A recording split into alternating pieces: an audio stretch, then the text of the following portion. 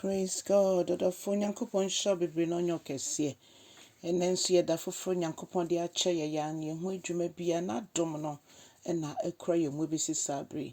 Nti me no ye da so ye tenkwam a moma yenye de osoma ye na adwuma moma yenkeka ye ho woni mu. Moma yen de seti enfem ma no. Asafo rade enenso ye mpai bo nyina nsema ya kwankyere na mo asem so kasa kyerɛ ye na ye hu kese. O Yesu Christo dimu ene ya bompaye. Hallelujah. Odofo ma wakwa about the bout ya siya dwumadi so na ya fa ya kenkan nsɛm no e de efiodi fa eza o ma na ti aduanan nsia ne nkyekyem mmiɛnsa ekro no. Okay.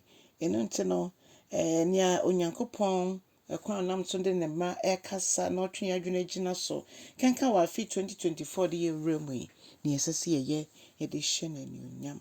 Ose montie me Jacob fiefo mjidi se me ne nyina so Jacob fiefo sanse ye Abraham asefo ye yaka wo na safomo we de ose ommo wo Israel fie me ne won so ye wo ye nam ne din mu ye yaka no ose ono no wakra ye nso fi ya wo mu efi ye ma me ye funu mu ebesi sabre ye ye tinwi aye fita yene afe ne yawo yene ye mrantia ne mabawa say ye hu nyame so ye nyame nko ade a obekoso akra ye mu na say ono ankasa wabo ye no ono an obekra ye mu na ode ye kodi bebia wa hihya ma ye why na ye betimi de na atoto ne ho o say obi biare ni ho ye nyina ibom kasa obi ani ho why kra na ni Nyankopon say o say ho na ni mia Ewrade say ye nyina mji say be gidi su say obi ani ho o say ebi no tumi yi omu botomu sika akọ na mo de ayohoni omu de esi omo kon ho akokosi beebi a entumi ponkeka ne ho odofo wo hwemo yes say obi nimu Kristo nti obeye nyameti say sebi nyanse bia enimo sika ne dwite na nyame de adom ye no ejapade na nyame de adom ye no ede na efiri mu ba ejapade aba ye ohoni ananse sei o say ohoni omu de si ho a omu kasa kra omu sugu no so a ontimi nkasa ono a onte asem ono a ohu ade ono a onante. Hallelujah. Na o say kai we say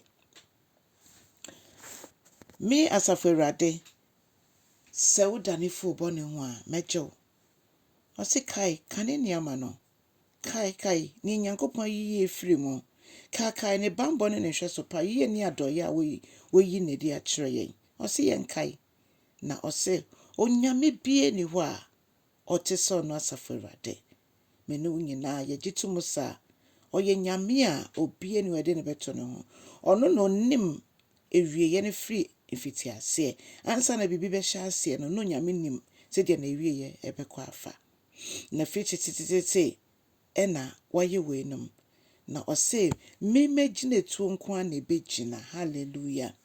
Na me nyame ye bia no me ye de hye me ho ani onyam na afei ose ye ba nchichemu dumie no ni dumie nsa na eye ne etwa to na ose muntie me mo a makoma aye dendenden mo a moni tene ye ntam atwe emfa ho se uti asori dem obi ti asori dem pa na oyesu masi nyuma enu na sese ye hwe ne ye sanse ye Nyankopon ye nyame ne ni tua bibia e wo wiase mo na ansa na bibi besi biara be hye asempo no ni na wie ye ti ye nyame bi sese ye suro no o say meditine ne ye bebe mo me matine ne ye mo ntwe ampa nso ye hwe adom a Onyankopon de adom ye a ye ne tine ne ye mo ntwe nti opese ye nante e wo tine ne mo se wonfa Onyankopon sa o papa na wonfa Yesu Kristo se wo rad na o kraje nko a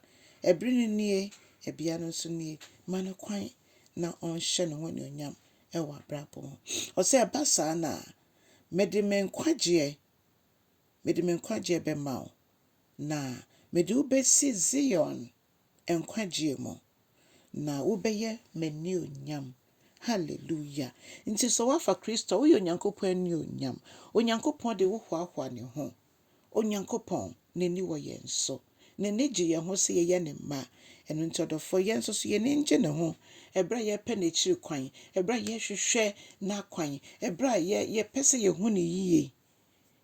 Onyankopɔn hyɛ no nyɛ ɔkɛseɛ. Bɔ mmɔden na kyɛ asɛm yi. Afi 2024 yɛ wafa mu deɛ sɛ woyɛ onyame nipa. Kyɛ asɛm no wotie asɛm bi na yɛ wo daa. Na wakyɛ na foforɔ nso nya mfasoɔ ne anidasoɔ wɔ Awurade mu. Onyame nhyɛ wo bebree. Wo subscribe nso abɔ mmɔden na yɛ ne saa. Na nea wode bɛma no nso ka kyɛn sɛ unsubscribe. Na yɛn nyinaa yɛmbom yɛnyɛ Nyankopɔn adwuma. Onyame nhyɛ wo na so aba ɛwɔ dan mu nso. Bye bye.